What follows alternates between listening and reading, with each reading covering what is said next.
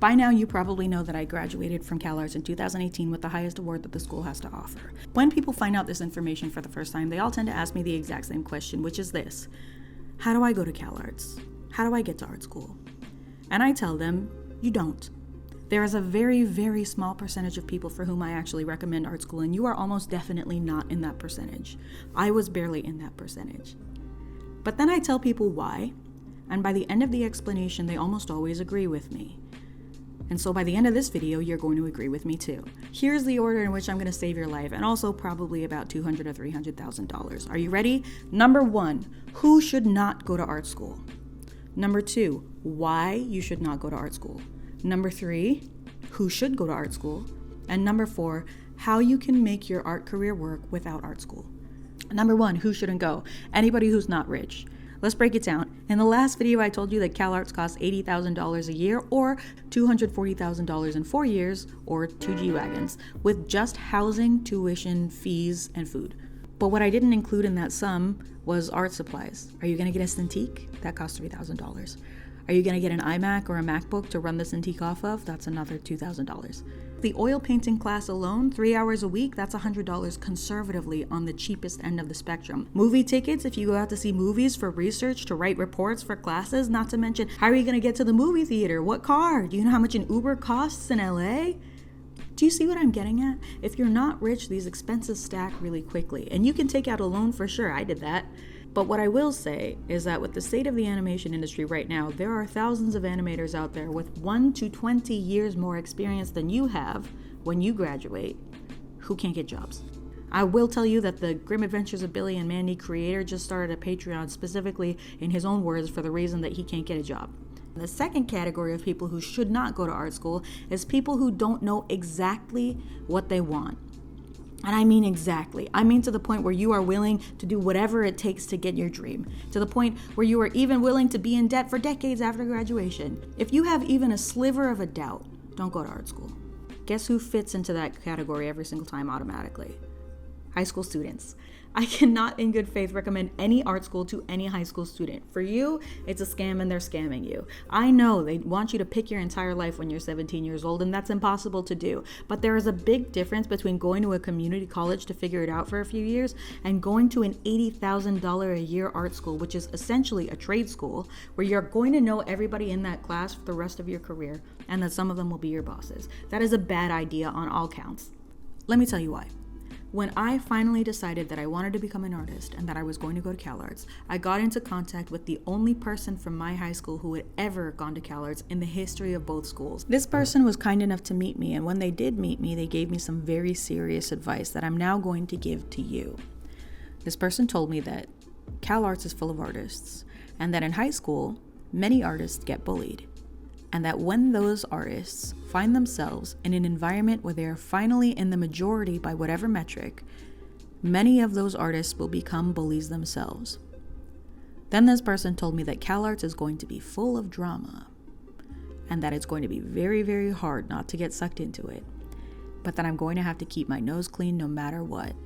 CalArts is a really high pressure environment, and the reason for that is because there's this idea that we're all competing with each other for a limited pool of jobs. But the secret thing that you don't realize when you're in art school is that none of you are competing with each other. All of the business of politics and which group should I be in and blah, blah, blah, none of that matters, because at the end of the day, you all graduate, and then you all get out there and you all get jobs. And a lot of the time, when you go get those jobs, animation is a very small and very contained village. Everyone's going to know exactly what you did when you were in school. You're going to have an enemy in school? Okay, great. Well, now you're at an internship in a side-by-side cubicle with your enemy working on projects together. You have beef with a teacher? Well, great. Now you just got hired on a job where that teacher is the art director at your job. These are not instances that I'm making up. I saw these things with my very own 2 eyes. Animation is a very small and contained village. Everybody knows everybody, and everybody knows everybody's business. So keep your nose clean, right? That's why you shouldn't go when you're a high school student. Wait. Give yourself some time. Wait a few years. The other reason, by the way, that you shouldn't go into art school straight out of high school is simply because of this. I spent hundreds of hours in the film library at CalArts watching student films dating all the way back to the 1970s, and I will tell you what they are about. 4 things. Number 1, there is a businessman. He does not like his job. He has a revelation. He quits. That's number 1. Number 2, there is a dog. The dog has an adventure. The owner does not know about the adventure. Everything's okay in the end. Number 3, mood piece, vibes. There is a person who has their whole life ahead of them, but they're feeling very anxious anyways. This piece ends with a sunrise, usually after a big party. And number 4, there is a girl. Loving her will solve everything. This film ends with a kiss. You're going to spend $300,000 to make 4 short films that we've already seen 100,000 times before because every other 18-year-old before you has lived the exact same life as you.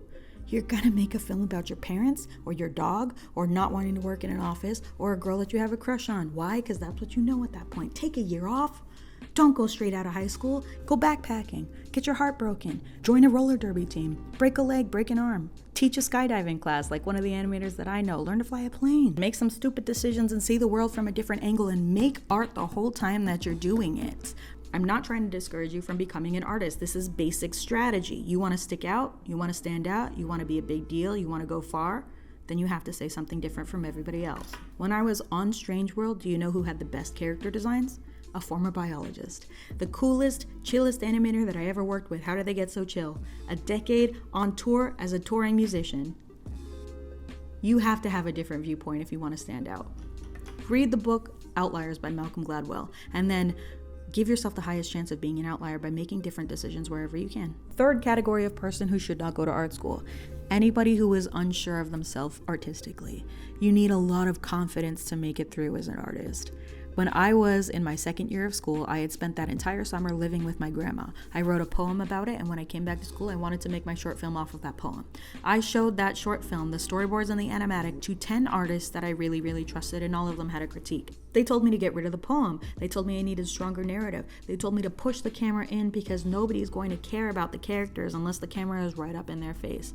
So I got really discouraged, and I spent an entire semester trying to make those critiques work. But at winter break, I went back and stayed with my grandma again. And when I came back, I felt very renewed, and I threw out all of the work that I had done so far that year and started again from my own vision. And you know what happened? It aired for 3 years on PBS. My friends and family back home were able to watch my short film on public television, and I got paid $300 for it. Nobody knows what your vision is until it's done, because you're the only person who can see your own vision. If it doesn't exist, they're going to critique their idea of what they think you might be doing, but you're doing something else. Stick to your guns. Stay true to yourself. Your voice is the only truly unique thing about you. Do not ever change it for anybody else. Develop it, cultivate it, do not change it.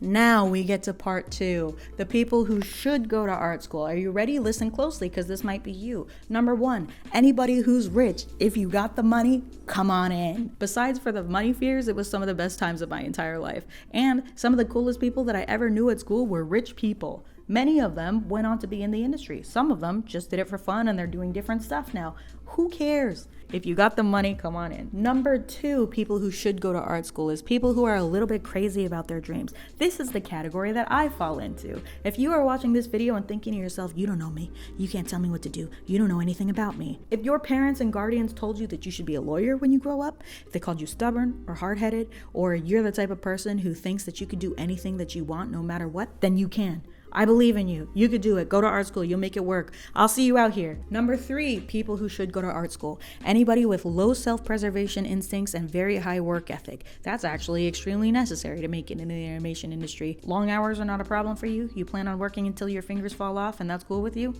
Come on in. You're exactly what we need. And number 4, people with excellent mental health. You get 12 free counseling sessions at CalArts, I'll tell you that right now, and it's typical for most art schools, and you will need them. It is a really high workload. It is a really high pressure environment. Sometimes you're gonna feel off. That's okay. There's no shame in that. You can leave if you want to, take a gap year and come back. There is no shame in that. The dropout rate here is insane. There's 56 people when I came in. There is 18 people when I graduated. Don't burn out. Take breaks. Take care of yourself. The highest priority is that you stay healthy, period. Everything else can be negotiated later. Now, you can have one of any 4 of these individual categories and probably make it work, but if you really want to succeed, I would recommend you have all four. Being rich, being crazy about your dream, having high work ethic and low self-preservation instincts, and also having really, really good mental health. That is the very, very small percentage to whom I actually recommend art school. That's almost nobody. I definitely didn't fit in that category. But you could probably go and make it work. If you really want to, go. It'll change your life either way. But if you don't want to, if my video convinced you not to go, then here is how you can do it without. Nobody else is going to give you these tips. The only reason that I know them is because I went to work with 75% people who did not go to CalArts or to any other art school. And this is what they told me that they did. I'm telling you what they did in order to make it into the animation industry and have successful careers. Number 1, online classes, and I will tell you their names. Schoolism, $300. College of the Canyons, write that one down. That's a really big one. They have storyboard classes and all that type of thing. Flooby Newbie, free. Temple of the Seven Golden Candles, free. That's where I learned to storyboard from. And my favorite tip, if you have a favorite animator or storyboard artist, follow their Instagram, and if they don't teach a class, go through their following list until you find an artist that they like who does teach a class. Because almost definitely you're going to find one who teaches a class. How do I know? Because all my friends teach classes or have attended a class taught by a friend of theirs. You want to learn storyboarding or animation from a person who is working in storyboard or animation. Trust me, that's going to cost you less than $1,000. 2, life drawing. Go in real life. There is almost definitely a life drawing class within 2 hours of you, and they're probably going to charge between $5 and $15. Sometimes it's entirely on donation. I don't even want to tell you the name of the website that I use because I want you to go in real life so bad, but I will give you the name of the website at the very, very end of the video for anybody who is disabled or too young or can't get to a class for whatever reason. I'll tell you at the end. But if you can get outside, just go to a park. If it's too expensive for you to go to a class, go to a park and draw the dogs, the birds, the people who walk by. That's better than drawing from a photo. Don't draw from a photo. If you must, a video will do, but in person is always better than from a screen. 3, this is a big one, a Discord with like-minded people. How do you get better quickly? You find a rival.